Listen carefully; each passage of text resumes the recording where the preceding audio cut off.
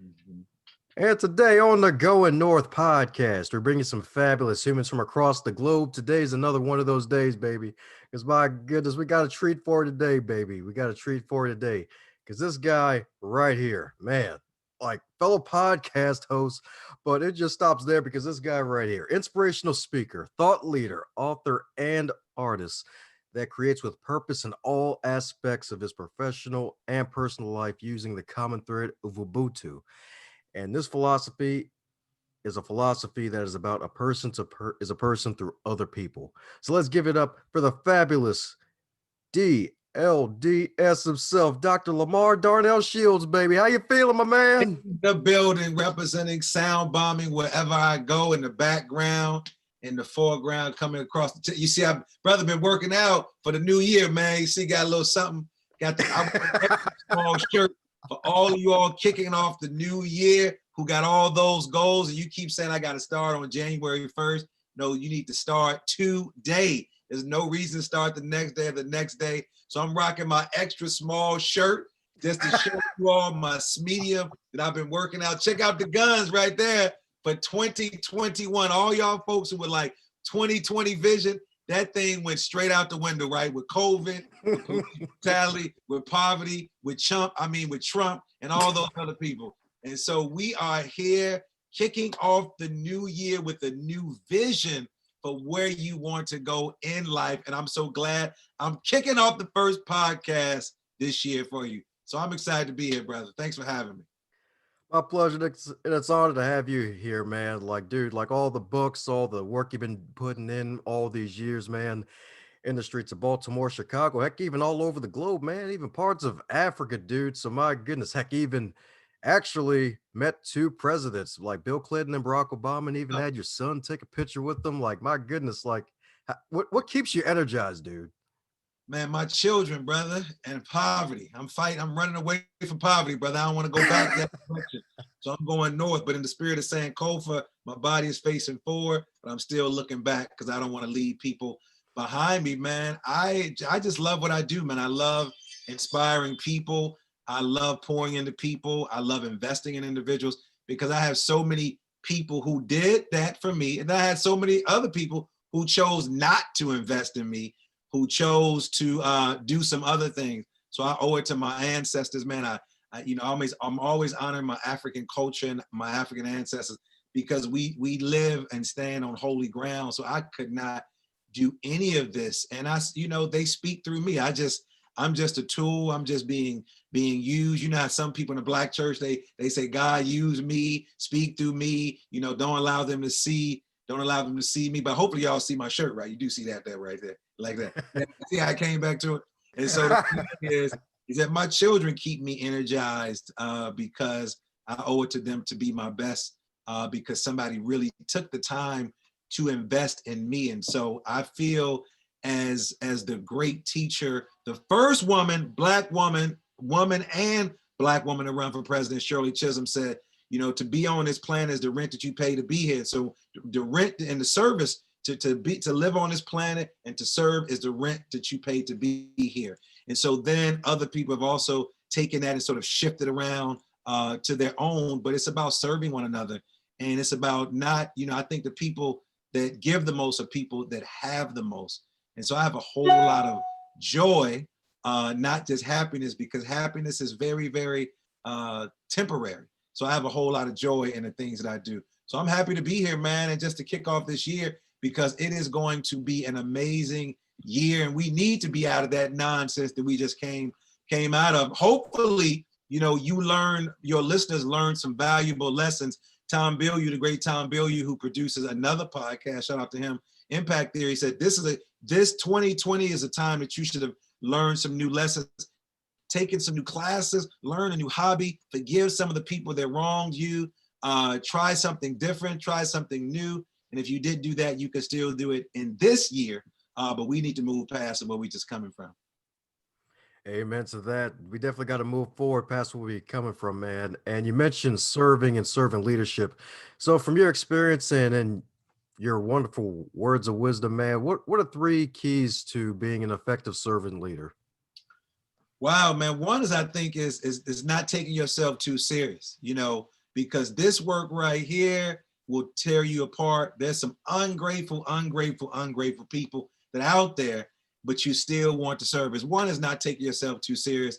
I take from Miguel Ruiz in his book, which is the 5 agreements or the 4 agreements, but there's a new one called the 5th agreement, is don't take it personal. I mean, you cannot take this personal when people say and do things to you. We have to keep moving forward. One of the other skills is, man, just to stay grounded. You got to keep yourself around people that are going to ground you, but there's also going to push you and pull you. I mean, I don't believe in calling people out. I believe in calling people in and pulling them in. So you need those individuals in your circle. That's why I love when I go to Chicago, Dom, when I go to Chicago, my boys I grew up with and I wrote about in my book, they are excited about what I've done and I've traveled, but they just want the dude that they went to high school and middle school with and college with, and they don't care about none of that stuff. They're excited, but they really, really keep me grounded. And then the other one, man, is you got to constantly learn, constantly keep learning and learning and learning and learning and growing, because people that read and people do research, they're very eloquent in their thinking pattern and process. And I'm gonna throw in an extra one. And the last one is, and I talked about being grounded. And how do I stay grounded? Is through mindfulness and meditation and breath work. And by being on my show, the very first thing we do before we start, we do breath work. And so I gave y'all an extra bonus right there. But definitely, don't take it personal. Keep yourself really, really, really grounded, and then read as much as you can. Always, always. That's right. The good doctor is in, baby. The good doctor is in. You got to keep the apples away because you need to keep the good doctor in, baby, because he is so right about that mindfulness and meditation. Like, that's actually his wonderful show, Sound Bomb, and just getting in that state of mindfulness and that breathing. Like, that's something that's really, I'm glad is being talked about a lot more often than ever, because it's so true. Because with that breathing that we all need to do, like, I was more energized in that conversation with you afterwards, Mm. as opposed to just going with the flow with some of the other shows I've been on, and really just that one piece and helping others to really add that into their lives, man. So I commend you wholeheartedly for that, man. Well, during this time, in this time of racial unrest, now I'm putting my research hat on, mindfulness and meditation can make us less biased. And people say, well, we know it relaxes you, we know it builds up your energy and it deals with all your organs, but it can definitely make you less biased, because when you're more mindful, you're more connected and in tune to yourself. So if someone, Dom, says something to me that's coming out from left field, then I take a deep breath. Not all the time, because I am from the neighborhood, the barrio, from Chicago. So it's still there, but I take what they call like a pregnant pause, and I think about, I ask myself these questions, and I want to challenge your listeners to do this. I wonder what made Dom say that. I wonder where that came from. I wonder what type of day he or she is actually having. And I think if we become more mindful, we become less biased, we become less crass, we become more open to having conversations with one another. My great teacher, who I love and have a lot of respect for, Parker Palmer, he has these agreements, and I love not the agreements, I'm sorry. He has these touchstones. And one of the touchstones that I mean, there's several touchstones, but one of the touchstones I love, he says, trust and learn from silence. Because a lot of times we're in a world where, people, it's so much going on, movement, everything is so fast, but there's something about that silent time by yourself alone. And when you're practicing mindfulness and meditation, it's not about trying to control your thoughts. It's about not letting your thoughts control you. And we know a lot of times our thoughts control us. We say stuff like, man, something told me, or somebody said, it's that spirit, whatever, however you want to define that something is that spirit, that being in tune. And a lot of times, and I'm sure your listeners know this, if they've asked themselves, how many times have you not listened? Some people want to call it, because when you hear spirit, people get nervous, all right? So they get nervous. So some people, let me be politically correct, that little voice, whatever that little voice is, whatever you call it, many people don't listen to that little voice that says to you, don't go there, don't do that, don't do that, don't do this or do that. And we don't do it. And then we say, I should have listened to that. And that's that power of that subconsciousness. And so that's what meditation and mindfulness will help you do. But with all the unrest that's going on, I want to encourage your listeners to get a practice, find a practice.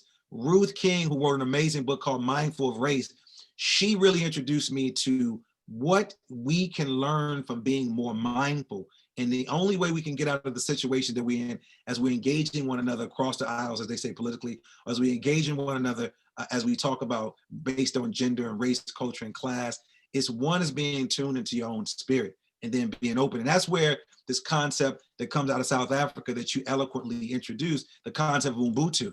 And now Ubuntu is not something that I created. I always tell people, Nelson Mandela, Bishop Desmond Tutu, and one of the funniest comedians out there, Trevor Noah, they all come from a spirit of Ubuntu. They all come from the spirit where it says, I am because we are. It's not about diversity. It's not about teaching tolerance. It's about having a human connection.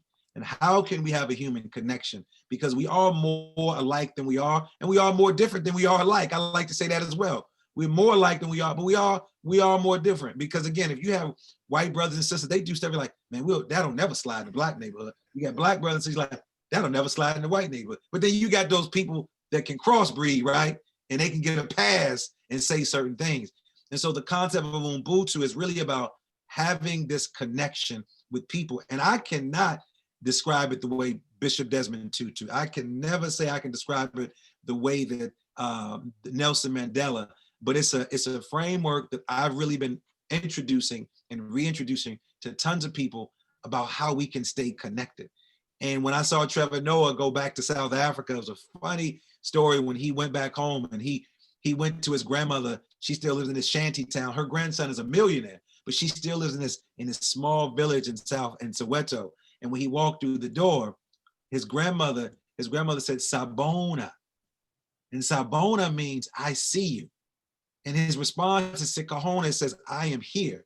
And so what she's doing is that she's acknowledging him and he's saying, Grandmama, I'm here.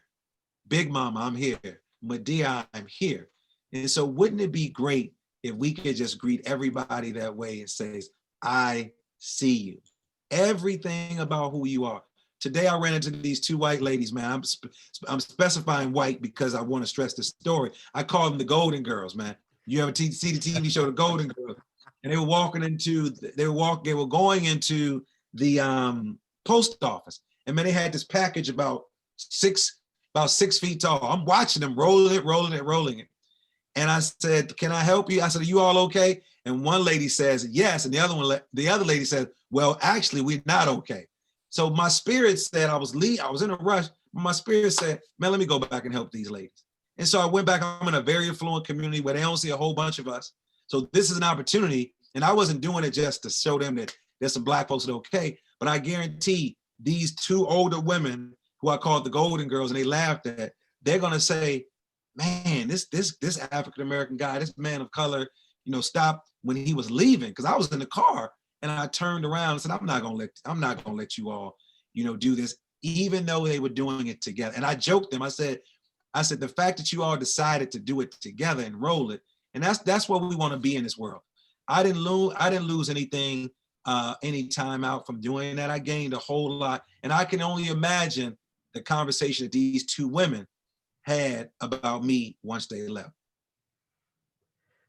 Amen to that, man. And so many powerful stories to unpack with that, and then just the mindset and the idea of Ubuntu, like it's so darn powerful. It's been a while since someone's actually mentioned that. I think that was probably, my goodness, back in February with Dr. Ray Charles, where he actually mentioned that himself. And Yeah. like you, well-traveled man, and really about helping people to really just come together and bring people together, because we are better together. And even though our differences, we may have them, they can make a positive difference. So it's so true, man. It's so powerful, man. Just love what you're doing there. And especially the fact that it's really going to be an uphill process, but we still are at least making some kind of progress in certain areas. But what do you think maybe something that we can do to maybe keep progress going in certain areas, or hopefully making a bigger impact around the world, hopefully? Well, one, man, I think we need to ask ourselves some questions. The great physicist, Albert Einstein, said, we need to spend more time on asking questions instead of the answer.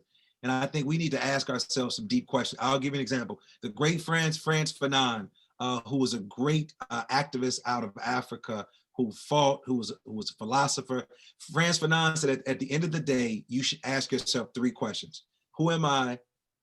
Who am I? Am I all I ought to be? Who am I? Am I all I ought to be? And what am I supposed to do? And so he says, you ask yourself these questions. Who am I? Am I all I ought to be? And what am I supposed to do? And then Malanga Karinga, the guy who initiated Kwanzaa, he said, after you ask yourself those 3 questions at the end of the day, I want you to throw another question out there. And the final question he said was, did I lie along the way? And so you asking those questions about yourself, but then you ask yourself, well, did I lie along the way? Because we do such a great job of lying. I was watching Iyanla Vanzant show, Fix My Life. My good friend, Dr. Joe Johnson, was on that show. And when they came in, his mom and his sister were required to look at a mirror. Now in that mirror, it had some statements on it, but it was a mirror. You know how you go to a haunted house, well, not a haunted house, but a house of mirrors.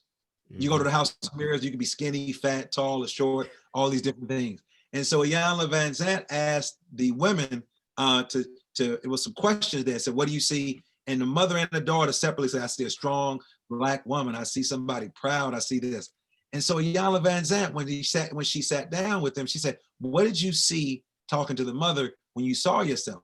And she said, I saw a strong Black woman. I saw someone independent. I saw someone. And Iyanla says to her, you didn't see the distortion in the mirror? You didn't see that you were skinny, fat, tall, that this woman, even with this mirror, she looked past that and saw something different. Now, there's several ways that you can go with that. But when you look at yourself in that mirror, you see yourself as distorted. So you would think, if she would ask me the question, I saw myself distorted, it looked strange.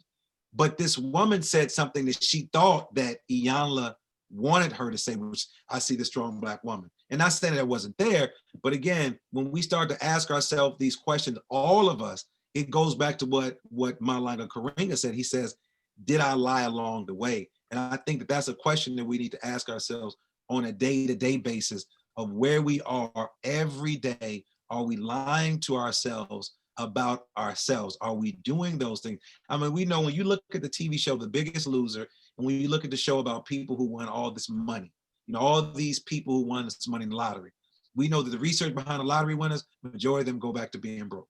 We know the research around The Biggest Losers, the majority of them go back to gaining weight. Why? Because they did it for somebody else.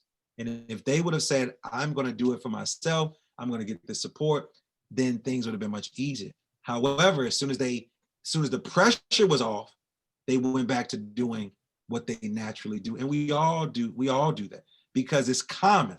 It is common for us to go back to what's normal, even if it's abnormal, like being in an abusive relationship, or being with a partner that you don't want to be around, or hanging out with some people that you don't like, or you see kids stripped away from their parents who parents were abused, and you see kids reaching out to them. But to them, it was normal. So I'd rather go back to what's normal, even though it wasn't good for me. But at least I know that. It's like you go back to your neighborhood, right? I'm gonna go back to the hood. You have all these hip hop artists, they talk about, yeah, I grew up in Brooklyn, I grew up in Watts, I grew up on Inglewood in Chicago. Those jokers don't live there. And now they go back there and get stuck up because ain't no loyalty in the hood anymore. And so they don't go back there. But some of them do go back there because they feel grounded there. But what happens is the people haven't changed and they're changing. And so then the people say to them, you changing, you think that you're better than us. And the reality is they're still trying to grow through the process.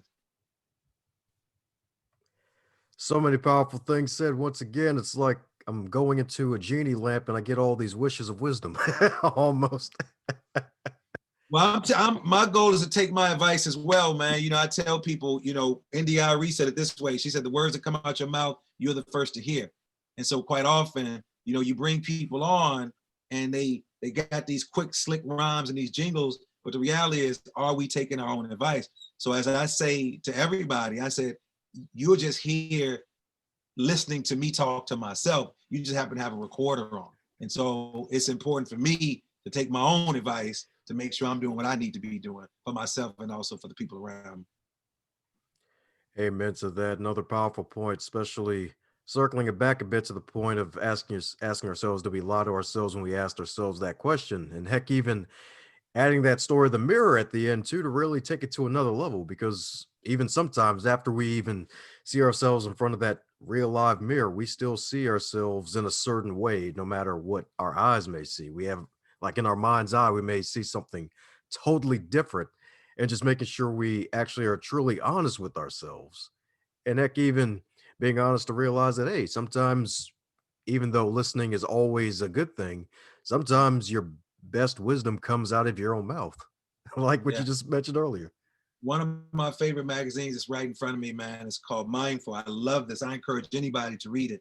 But this month it says be kind to yourself. Think about this. This whole today is not. It's called about be kind to yourself, the art of acceptance, forgiveness, and compassion.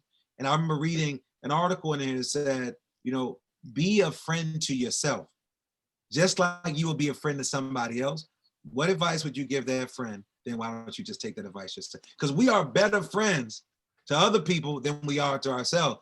So when our friend calls us because they need something, we typically give them some words of wisdom, some words of advice. But the reality is we should probably be doing the same thing to ourselves. But we are hard. We're hard on ourselves. We really are. And I think that really has to change, quite a bit if we want to progress, and really get, this whole blame game. Stop blaming everybody for everything that's happened to you. Those things happen, and we just got to accept it and then move on from it, because they can. It's interesting, man. You have people in your life who not even in your life, and these folks can destroy you. I think about when I write about the teachers that I had, and every now and then I think like, man, is this dude gonna come and pull me off the stage? I think about relationships that I was in. Is this person gonna expose me? And it's like people got their own lives, man. They're like, yo, do your thing. Do your thing. I mean, you can't drive a car forward by looking in the rearview mirror, because again, you're gonna run into something. Now, if real drivers, they driving and they're glancing at it, but you're not looking at it, trying to go forward, because you're seeing what's behind you. You want to see what's ahead of you, because it's a lot. Let me just tell you, for your listeners, there's so much beauty out there waiting for you right now. There's so much wealth out there waiting for you. There's so many opportunities out there waiting for you. There's so many relationships out there waiting for you, but you got to let go of this baggage that's holding you down. It's not serving you. It's not serving anybody. And you got to sort of let it go. It's like I think about when people talked about 2020. It was like everybody was talking about this 2020 vision. That was like the buzzword 2020. Folks got blind real quick, didn't they?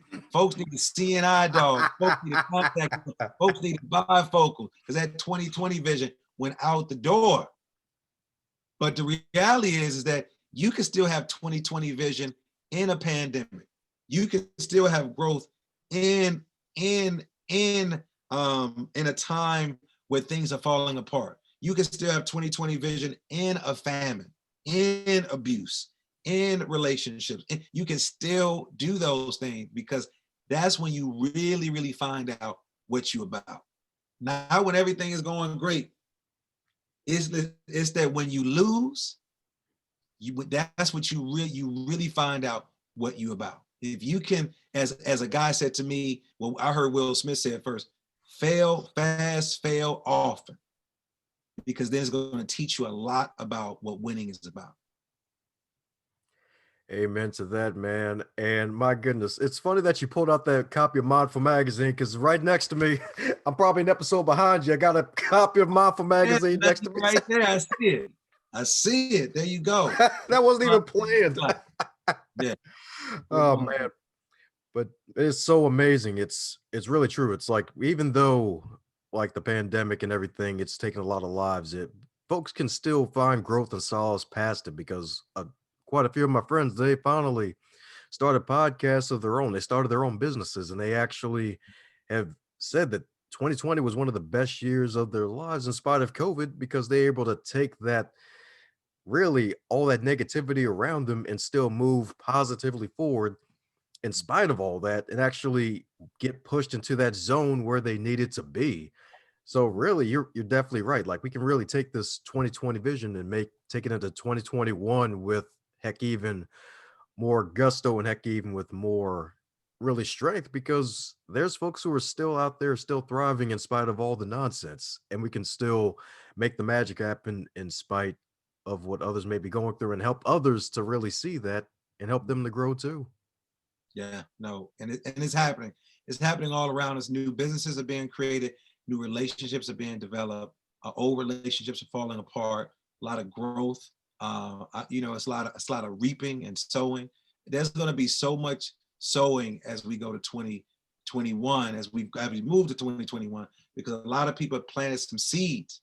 They planted some seeds, and the reality is that when you plant watermelon seeds, you get watermelon. When you plant, seeds for grapes, you get grapevines. When you plant apples, but you just got to be mindful what you're planting, and you got to make sure it's in the right soil. But a lot of people this year who've gotten past 2020, it's like, yo, I worked so hard, I got so beat up in 2020. Now I'm ready. I wasn't ready when I thought I was, but now I am ready. And then just reap those rewards, but then celebrate and honor the process and share with people the struggle. Don't talk about it was easy. Let people know that I went through a whole lot of stuff, to really, really make it. The reality is this, as we think about this metaphor of dirt, man, when people keep throwing dirt on you, think about this. They keep throwing dirt on you, throwing dirt on you, they're throwing dirt on you. When you throwing dirt on seeds, what's happening, Don? You really helping that seed grow. So let them throw that dirt. They're going to keep throwing the dirt, but it's what you do with the dirt. Do you water it? Do you just sort of soak in it? And when you look at what's happening with crops and flowers, it needs all that dirt, all of it. Just tell them, keep it coming, keep it coming, keep it coming, keep it coming, keep it coming, keep it coming. Amen to that. And speaking of dirt and seeds, yeah, I hear you've been meat free since '93, if I'm not mistaken, right? Oh yeah, man. Yeah, being a vegan, people talk about the craze and all. It's been a long time for me. As a kid, I had to have a special diet, and so with that special diet, I was vegetarian first, and then becoming a vegan. But I was probably always a vegan because the reality is I couldn't do dairy or anything like that anyway. And so yeah, it's just a part of my lifestyle. It's just a part of my diet, basically. It's a diet that I have for my own children, not having any. I tell them we don't eat anything with a mom or a daddy. The woman asked me today in the post office, I was wearing a t-shirt that said gangster vegan. And she said to me, so what are you having for Thanksgiving? I said, everything that you had, just without meat in. And she started laughing. She said, well, I love vegan food. And I said, when people ask me that, I mean, I can name all foods, but I mean, I just don't do it. I just said, I eat what you eat, but without the meat in it, and sort of left it at that.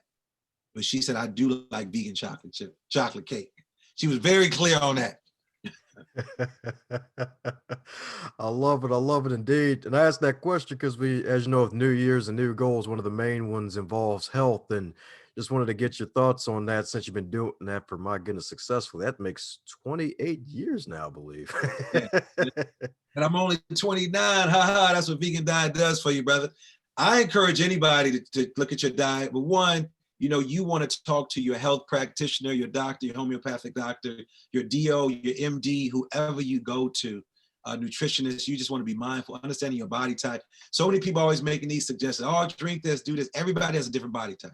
There's some people who've eaten meat their entire life and survived. Our ancestors who lived on a plantation, they ate meat, but it was meat that they knew. They knew the mom and the daddies of the food that they would eat. They knew the chickens. They gave them names, their relationships with them. And so again, I encourage anybody I want to encourage you to eat whole, healthy, and if possible, organic food is just so much easier. It's so much better for you. But I don't typically give advice on food. I call it good food. People ask, what are you cooking? It's good food.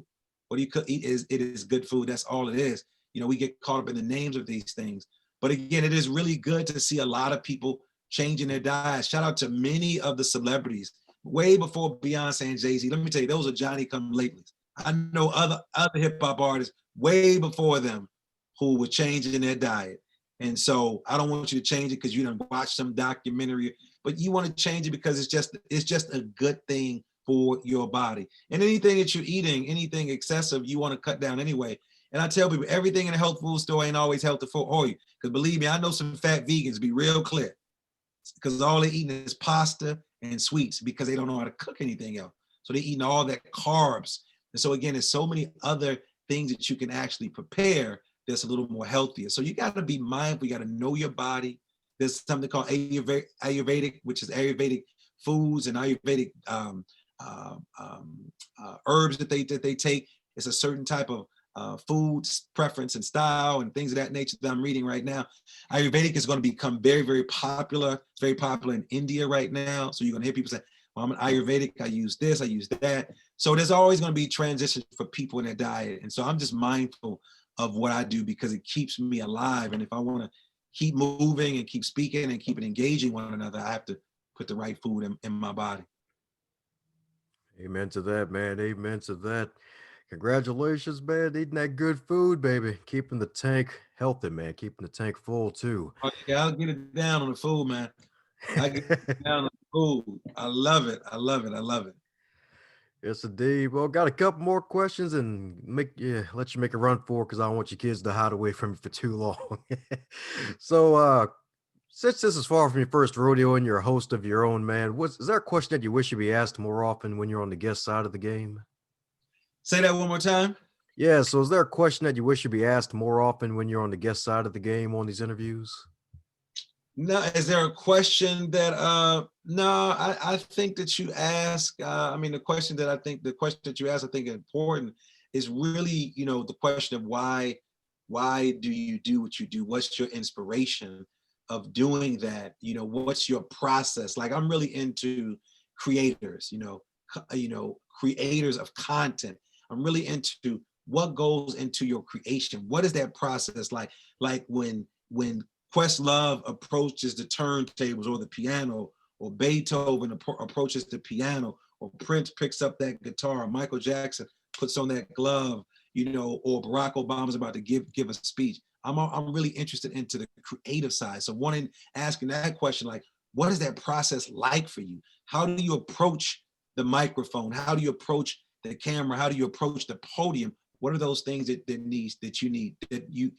you do as a common practice? Because I'm at the point in my life where I'm studying people. I'm studying people's moves. I'm studying what they do. I'm not studying just everything, and I'm watching every part of how they ebb and flow in the process. So I'm really interested in the question of the creative process. What does that actually look like to you? Because what I do is before I sit down, I visualize what I want to come out of this speech, interview, or piece of writing.